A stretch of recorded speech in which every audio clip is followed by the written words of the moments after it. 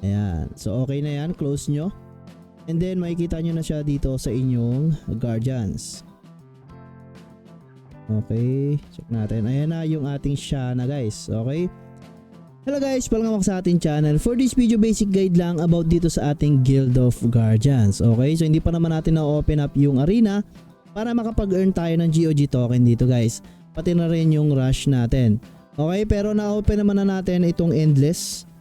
So comment ko lang pala tong Guild of Guardians kasi bawal siya sa emulator and cloud phone. Isang magandang step yon para hindi siya ma-exploit ng mga bot user natin dyan. Okay, so ang reward lang naman dito sa endless guys is mga pampalevel ng ating items. Okay? Yung mga items na yan is pwede natin mai-craft. Ayan. So everyday meron tayong 85 or every minute guys is nagkakaroon tayo ng energy pang craft, no? Ayan. So pwede nyo i-click. Ang recommend kong i-click nyo dito guys, ito ng kulay white na balot kasi yan yung pang craft para sa mga wizard and then yung ating archer. Okay? Kasama na dyan yung ating healer guys. Yung in type or magic type natin na healer. Okay, so pag nag-purge kayo dito, meron yang normal. Okay, and then meron din yang advance. So advance ang kailangan natin dyan, ayan yung puno. So doon yan nakukuha sa may balot na kulay puti guys. Okay, so ang kinakraft ko dito, nabawa ito old wand. Ayan kasi yung kailangan natin para sa magic.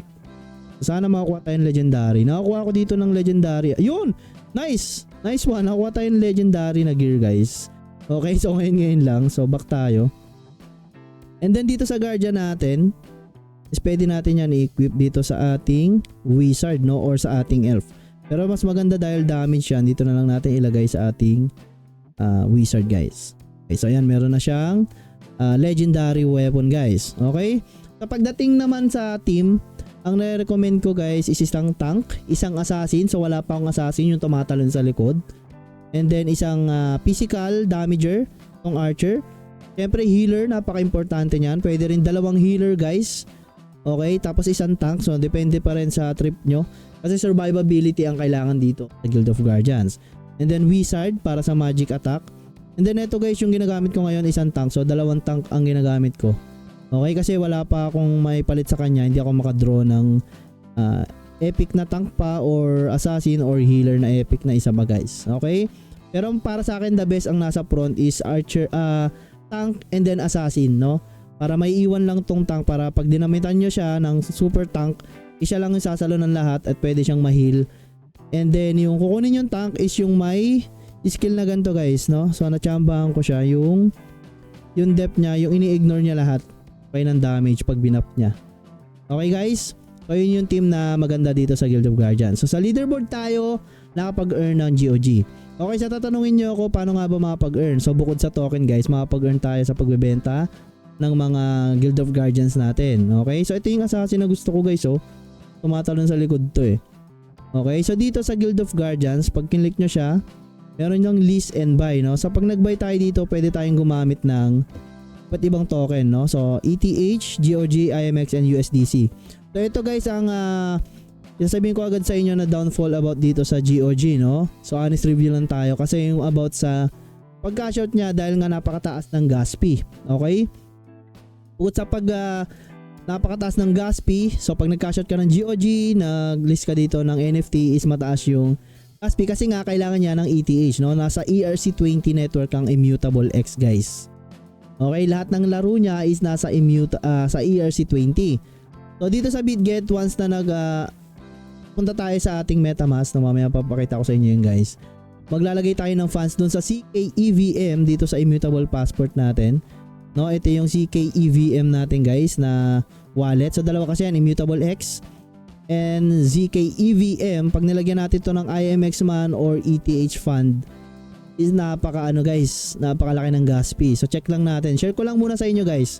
Okay, so ETH, halimbawa papadala kayo ng ETH. Ang minimum ng ETH papunta sa MetaMask para ma-swap nyo siya papuntang Immutable is 0.0098. Ang price niyan is 2,100. Okay, so maglalagay lang tayo ng fund yun yung scenario guys. Okay, pagdating naman sa USD, kailangan dito is 7 USDC or $7 din guys. Ayan, USDC, syempre ERC20. Okay, so check natin ERC20 yan. So withdrawal address, kunyari lang, next natin. So ang minimum niya is 50. Ang laki. And then 7 USDC guys yung transaction fee. So kung IMX naman ang ipapadala natin doon sa wallet natin, yung token mismo, IMX. So ang minimum niyan, so next natin ulit. Sa BitGet to guys is 8 and then ang kanyang gas fee is 5.9, halos 600 pesos pa rin guys. So mas mura-mura yung IMX na ipapadala natin doon sa MetaMask. Okay guys, so transfer complete na yun. Nakakuha tayo ng 9.25 ETH dito sa ating Immutable X. So check natin sa ating passport guys. Okay yan, so meron na Ethereum ang ating Immutable X guys. So iba yung ZK EVM. So dito natin ipapasok guys yung ating fund para makabili tayo dito sa Guild of Guardians. So check nyo guys, halimbawa ito bibili natin. Ayan, so pag bumili tayo dito, halimbawa binili natin 2.78. So pag binili natin yan, isang kailangan natin i-connect dito is yung ZK EVM. Okay, so Immutable Passport. So click lang natin. Connecting to your wallet. Ayan. So close natin to. So connected dito sa marketplace yung ating guys. Ayan, ZKE VM. So dyan dapat magkaroon ng fund, hindi doon sa Immutable X. Okay, so ayan, papakita ko sa inyo na mag-error yan pag walang fund yung ZKE VM natin. So buy tayo guys. Ayan, error. You do not have enough ETH on Immutable ZKE VM to complete the purchase. Okay, so malinaw tayo, kaya natin i-bridge yung Immutable X papunta sa ZKE VM guys. Okay, so dito sa Immutable Swap, okay, ang link nito isilalagay ko rin dyan sa ating description down below. So i-connect lang natin yung ating Immutable Passport. Okay, ayan, so yes. Okay, ayan, Gatski guys, ayan yung ating Immutable X, nakita nyo ba? So merong laman yung ating Immutable X guys. Okay, so ETH, ayan. So may balance siya ng 0.002. Okay, so isoswap natin yan, i-bridge natin yan papunta sa Immutable ZK EVM. Tignan natin kung ilan yung makakaya guys, no? Start bridging. So ETH natin, so siguro 0.0020 lang. Okay, mga 7.2. Pero try natin 0.23. Ayan, mga $8 lang. Kasi kailangan natin may pang gas fee tayo guys, no? So try na natin siyang i-bridge. So bridge natin. Okay, so lalabas tong confirmation. Ayan, so Ethereum. So transfer now. Ayan. Okay, token receive, bridging.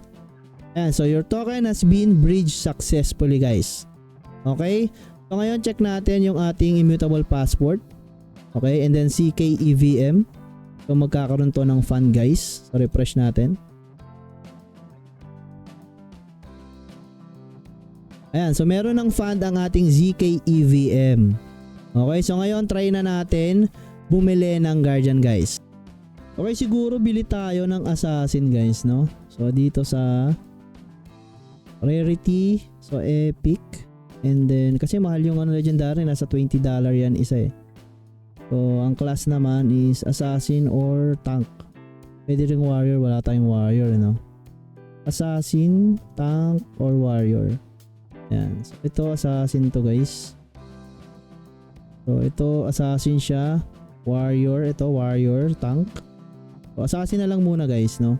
Bili tayo and then palitan nyo to. Gawin yung ETH guys. Okay, tignan natin kung may magbibenta ng ETH. Ayan, so meron. So buy tayo. So may magpa-pop up dyan. So passport, try natin si Shana. Okay. So confirm purchase from token throw. See transaction detail. So 3.52. So upload natin siya guys. So listing purchase. So check natin listing yan. Then check natin yung account natin guys. So ayan, nabawasan na tayo. So 4.87. So my account. Okay, so ulit-ulitin nyo lang guys kapag hindi pumasok. Ayan, so meron na tayo ngayong Shana, no? So kung yung bibenta nyo naman din siya, ililist nyo siya. Ayan, click nyo lang din yung list. And then i-resell nyo siya kung gusto nyo mag-flip ng mga character dito guys. Okay? Ngayon, meron na tayong Guild of Guardians NFT, no? Ayan, NFT na yan guys.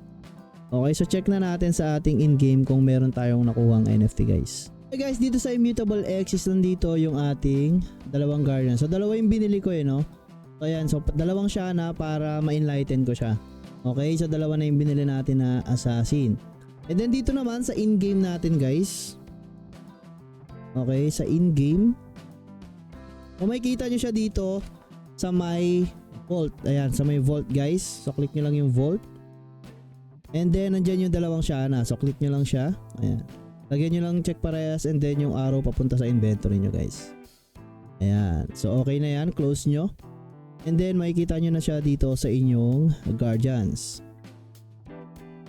Okay. Check natin. Ayan na yung ating Shana guys. Okay.